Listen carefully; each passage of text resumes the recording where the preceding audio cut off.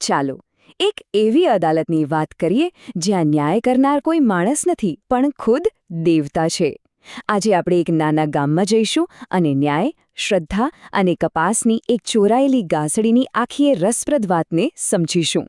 તો આપણે એક એવા નાના ગામમાં પહોંચ્યા છીએ જ્યાં માહોલ એકદમ ગરમ છે. આખો સમુદાય એક અનોખા મુકદ્દમા માટે ભેગો થયો છે. અનોખો એટલા માટે કારણ કે અહીં ન્યાયાધીશની ખુરશી પર કોઈ દેવતા બિરાજમાન છે. આ જે સભા ભરાઈ છે એને રમેલ કહેવાય છે. અને આ રમેલ એટલે શું? એ છે ગામડાના સ્તરે ન્યાય મેળવવાનું એક જીવંત અને ક્યારેક તો થોડું અસ્તવ્યસ્ત સ્વરૂપ. તો સમજવા જેવી વાત એ છે કે રમેલ ખાલી એક ધાર્મિક કાર્યક્રમ નથી. એ એક સાથે કોર્ટરૂમ પણ છે, એક સામાજિક મંચ પણ છે અને ઝઘડા ઉકેલવાનું કેન્દ્ર પણ છે. અને આ આખી વિધિનું કેન્દ્ર છે ભૂવો, જે દેવતા અને લોકો વચ્ચે એક કડી તરીકે કામ કરે છે. એમના થકી જ દેવતાની વાણી પ્રગટ થાય છે. આ સરખામણીથી બધો જ તફાવત એકદમ સ્પષ્ટ થઈ જાય છે.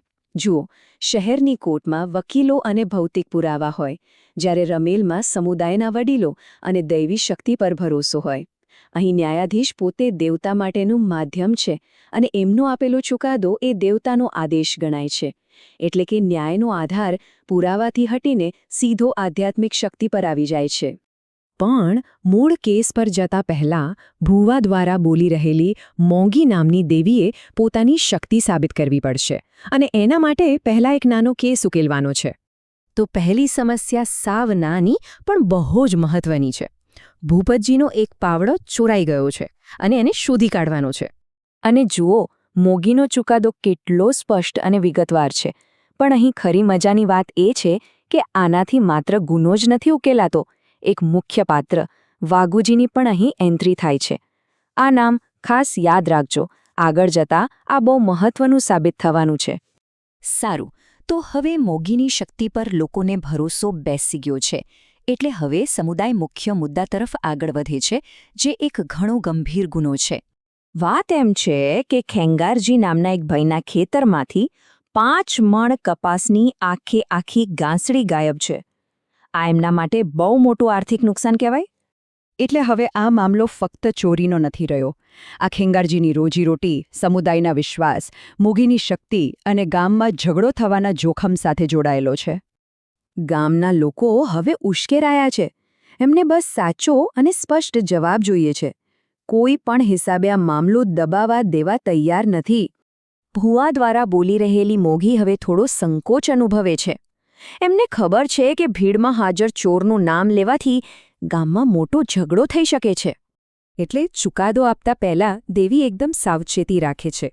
એ ખેંગારજી પાસેથી શાંતિનું વચન લે છે, જેથી રમેલમાં કોઈ મારામારી કે હિંસા ન થાય. વચન મળી ગયું છે. આખી ભીડનો શ્વાસ થંભી ગયો છે અને પછી મોઘી ચોરનું નામ જાહેર કરે છે. એ નામ છે વાઘુજી.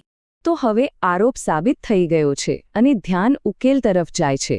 અહીંથી ગામની અનોખી ન્યાય વ્યવસ્થા કામે લાગે છે. વાઘુજી બધાની સામે પોતાનો ગુનો કબૂલી લે છે, પણ એને જેલમાં નથી મોકલવામાં આવતો. એના બદલે એને દંડ ભરવાનો હુકમ કરવામાં આવે છે. અહીં જ રમેલનું સાચું દર્શન દેખાય છે. વાત સજાની નથી, વાત વળતરની છે. આખી સિસ્ટમ એ રીતે બનેલી છે કે જેનું નુકસાન થયું છે એને ભરપાઈ કરી શકાય અને ગામમાં ફરીથી શાંતિ સ્થપાય. તો આ આખા નાટકીય ઘટનાક્રમ પરથી આપણને રમેલના સામાજિક મહત્વ વિશે શું જાણવા મળે છે? રમેલ એક ગામમાં એકતા જાળવી રાખવા માટેનું એક બહુ જ શક્તિશાળી સાધન છે. એ ઝઘડાઓને એવી રીતે ઉકેલે છે કે આખું ગામ એનું સાક્ષી બને અને એને સ્વીકારે પણ. અને અંતે એક ખૂબ જ રસપ્રદ વળાંક આવે છે. દેવી મોગી વાઘુજીના પરિવારને આશીર્વાદ આપે છે. આ એક રીતે જાહેરમાં થયેલા અપમાન પછી વાઘુજીને ફરીથી સમાજમાં સન્માનભેર પાછા જોડવાનો પ્રયાસ છે. રમેલની આ આખી ઘટના આપણને ન્યાયની એક એવી અનોખી વ્યવસ્થાની ઝલક આપે છે જે ગામડાના જીવનમાં ઊંડે સુધી વણાયેલી છે.